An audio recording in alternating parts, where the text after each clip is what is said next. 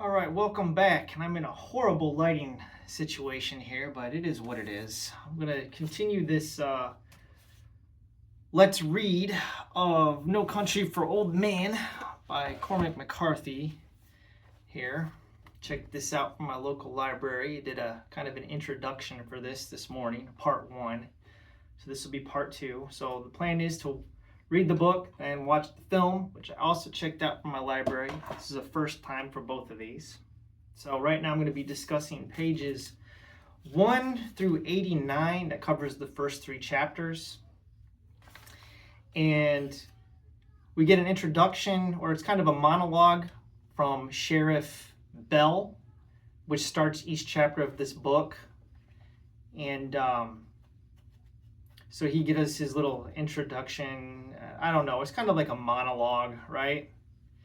And then we immediately get introduced to this character named Chigurh. I think that's how you say it. Chigurh. Because he's going to be the antagonist of the novel. And he's escaping from custody. He murders this deputy and gets away, takes the deputy's car, then pulls over a vehicle going down the road, and then kills the guy. Says he placed his hand on the man's head like a faith healer.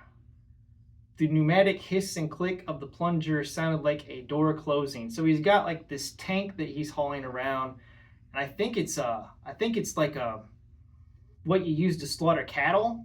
It's like a pneumatic tank with a hose, and you punch a hole in somebody's head with it. It's like an air hammer. I think that's what he's using. So this guy's bad news, right? Then we get introduced to this character named Moss, Llewellyn Moss, who is hunting elk. And he happens to come across a drug deal gone bad. He comes across all the bodies of these Mexican drug cartel slaughter where they've all like killed each other. And then he tracks down and finds the guy that's got the money bag dead under a tree, and he takes the money bag, which I think has like over $2 million in it. And this is kind of the setup right here for this book, is this Chigurh guy, we're going to find out, is trying to find the money bag, which Moss has taken. And this is how Sheriff Bell is going to get wound up in this, is because this slaughter has taken place in Texas. It's in his jurisdiction. And so that's how all this goes down. Now, Moss takes the case of money back to his place, and then he has like a conscience where all of a sudden he's like, I got to go back out there because there was one drug cartel member that was alive that was asking for water, and I guess he's feeling guilty about it in the middle of the night, so he tells his wife, Carla Jean, that he's got to go. He gets in his truck and he drives out there. Well, it was a kind of a dumb move because while he's walking down, he leaves his truck parked out.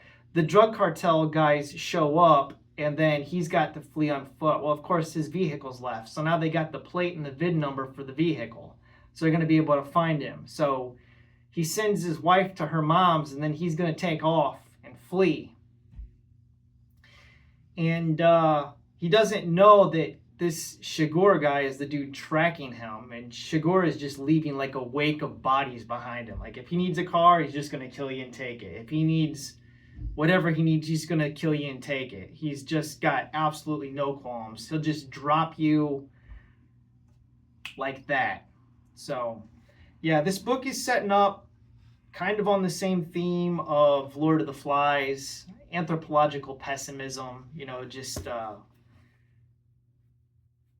nihilistic, very humorless. That's one of the things I noticed about this book thus far. There's like no humor.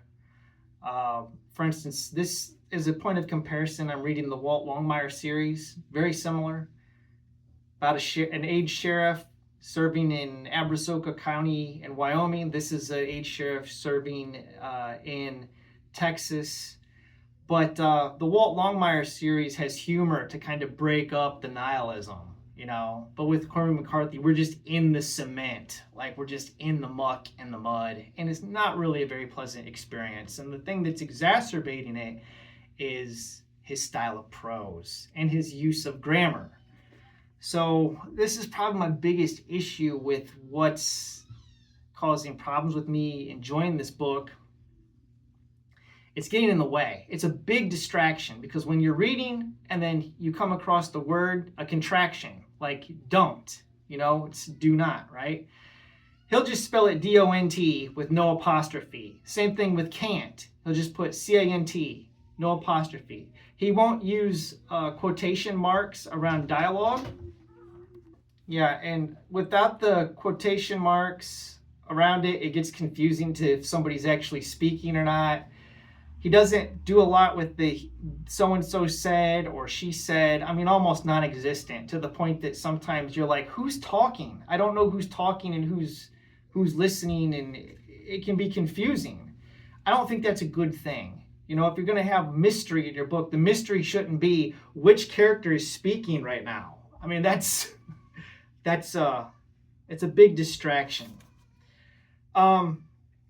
Character descriptions, very sparse, almost no description of characters whatsoever. I don't know what Moss or Belle or Shigur or Carla Jean look like. I have no clue. There's no description of their, at least thus far to where I've read, there's no descriptions of their eye color, no description of their hair, no descriptions of age, like do they have wrinkles or not. I mean, we get kind of in a chapter that I thought was really terrible, page 48, I marked it down, where Moss comes home after he's gone out and fled from the drug cartel. He comes back. Let's see, page 48, he comes back. We'll go about halfway down right here. It says, when he walked in, she got up off the couch and ran and put her arms around his neck. I thought she was dead, she said. Well, I ain't, so don't go to slobbering. I ain't. Why don't you fix me some bacon and eggs while I take a shower? Let me see that cut on your head. What happened to you? Where's your truck at? I need to take a shower. Fix me something to eat. My stomach thinks my throat's been cut. My stomach thinks my throat's been cut? I mean, whoever says that's, nobody talks like that. I've never heard anybody say something like that before. There's a part on page, I think it's 50. She asked him, what's in the bag? All right, she says, what's in the satchel you brought in? I told you what was in that satchel. You said it was full of money. Well, then I reckon that's what's in it. Where's it at? Under the bed in the back room. Under the bed? Yes, ma'am. Can I go back there and look? You're free, white, and 21, so I reckon you can do whatever you want. I ain't 21. Well, whatever you are. This is his wife. I mean, I don't know. I'm taking it that she's young, and I don't know his age. So that's really the only indication of how old Carla Jean is, but I don't know how old Moss is. All right? Like I said, there's not a lot of description. Very sparse. Except McCarthy does give descriptions. It's just he chooses to describe firearms. Like he goes into a lot of detail about guns. So for instance, when we first get introduced to Moss, way back here on page 8, says here, Moss sat with the heels of his boots dug into the volcanic gravel of the ridge and glassed the desert below him with a pair of 12-power German binoculars. His hat pushed back on his head, elbows propped on his knees, the rifle strapped over his shoulder with a harness leather sling was a heavy-barreled .270 on a .98 Mauser action with a laminated stock of maple and walnut.